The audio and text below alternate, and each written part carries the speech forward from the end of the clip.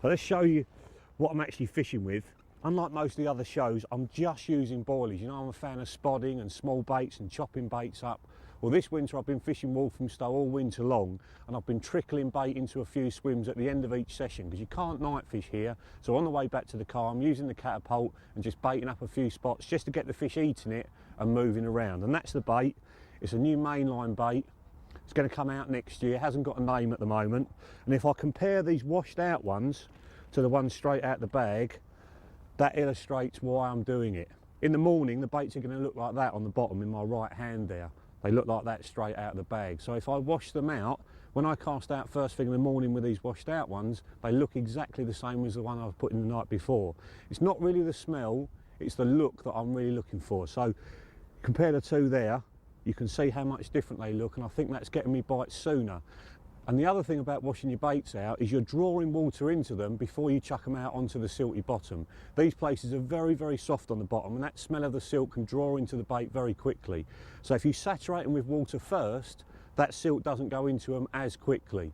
Now, you don't want to be saturating them with normal tap water, you want to use lake water. And it doesn't matter if you're not using the water from the lake you're actually fishing, you can use water out your pond in the back garden. I use the water out the ponds on Blackheath near where I live, and just flush them out for about 12 hours before you're going to fish with them, and then they're absolutely bang on. Now, I'm just using the boilie approach. Adam's doing something completely different. He's using boilies, but he's using them with loads of maggots, and he's feeding them with a special additive to make them taste even nicer. So let's get round to his swim and see what Adam's doing with maggots. Right, I'm just going to go through the bait I'm using with you. For the last few winters I've been using maggots in some quantities, and I'm using them on this session. It's a tactic that I've got a huge amount of faith in, and I'll do a couple of little things to make them more attractive and more potent, as it were. And one of the main things I like doing is getting a nice bucket, quite a few pints of maggots together. And the night before I go fishing, I dose them up with Activate liquid, which is really nice, rich smelling liquid.